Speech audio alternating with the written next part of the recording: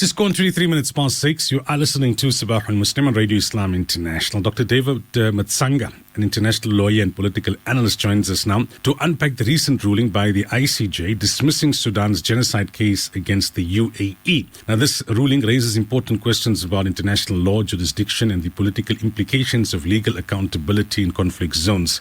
Dr. Matsanga, very good morning to you and welcome to Radio Islam International. Good morning, my brother. Thank you very much for serving Africa and continuing doing so.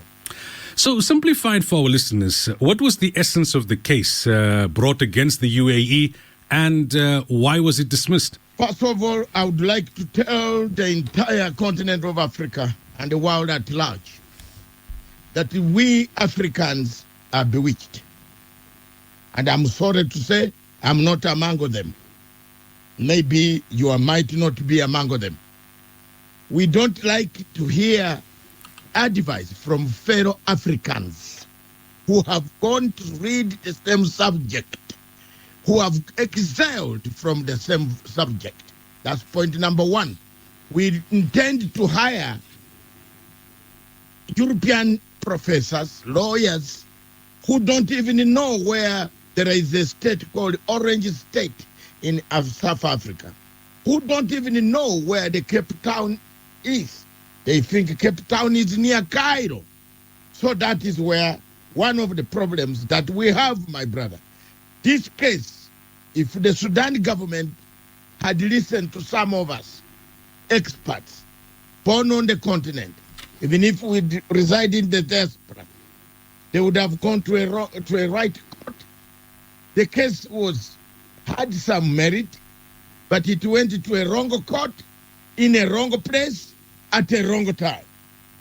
That is how, literally, I don't want to go into terrible jargons of law, of this. I am summarizing it literally. As an African, for every African to hear, it went in a wrong place, at a wrong time, in a wrong court.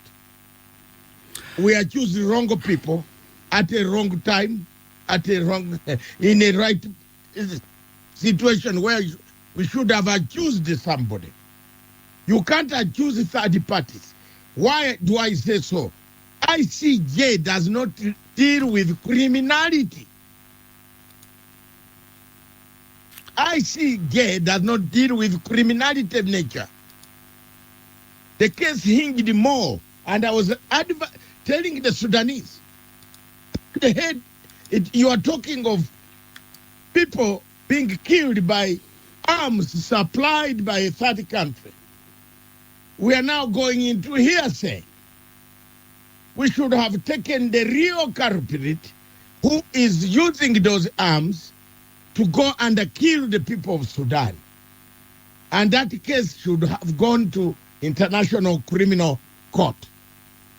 Because International Criminal Court works with genocide.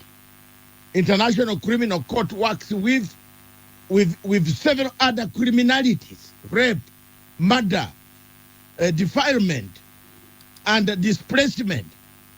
So when you target a third country, a third asset, a man who says, oh, well, this guy could have stolen my arms. Well, maybe he would have bought it through another country, although they were manufactured by me. That's the type of evidence that was laid on table before the judges. And the judges had nothing, my brother, to say, oh, what are we dealing here with? First, we don't want to deal with this thing because we cannot come here to find out which bullet killed who, how the bullet was fired.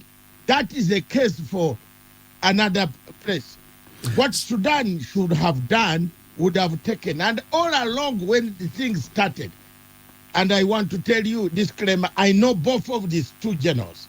I have known them since 1994, when they were still Colonel and Lieutenant Colonel. I know what type of people they are. Even when they came to overthrow Bashir, even when Bashir was going to be overthrown, I told Bashir, I was in Khartoum. I told him, I hope wherever he is in hospital, he remembers my words.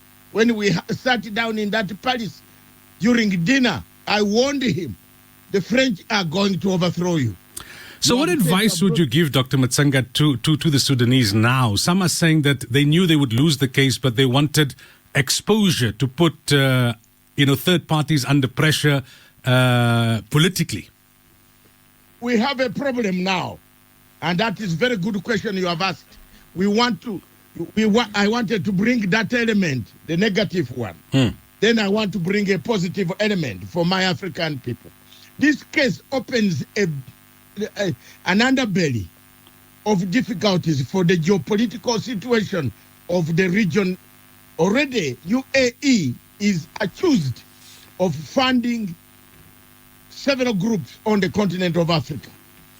UAE, Saudi Arabia, Qatar, they have become the new colonizers of Africa because of the money muscle that they have. They have come and interfered not only in Sudan, they have interfered in Ethiopia, they have interfered in Somalia, they have interfered in Libya. You know very well Libya. They are interfering in Algeria. You can see Algeria, all Islamic states around that region are complaining of one or the two states coming to influence and bring chaos in the states in Africa. It opens a new Pandora box for the states across the Gulf, especially UAE, which is very ambitious in its projects, that it might not have good right across Africa because everybody is pointing fingers at them. It also points a finger that Qatar seems to be the nucleus of many other things, in not only negotiations, but it looks like Qatar knows who these terrorists are. Because every negotiation, we go to Qatar. But how do they know where Al-Shabaab is, which kills us in Somalia, that kills us in East Africa? How do they know where Al-Shabaab is, which kills people in Cape Delgado? So is there a link between Qatar and the Total Oil? Yeah. How did the Cape Delgado issue start? It's oil, Total Oil and Qatar, who has taken over those wells, Qatar. So there are so many things it has opened and taught us a lesson as Africans. All right, Dr. David Matsanga, thank you so much for your time and for chatting to us. We really appreciate it. Thank you very much, my brother. Continue serving Africa and continue highlighting these issues without fear of anybody. Let's talk about this continent, but it looks we are bewitched. Indeed. All right, thank you so much. That was international lawyer and political analyst Dr. David Matsanga talking to us about the recent ruling by the International Court of Justice, ICJ, dismissing Sudan's genocide case against the UAE. He's saying that their move was ill-advised.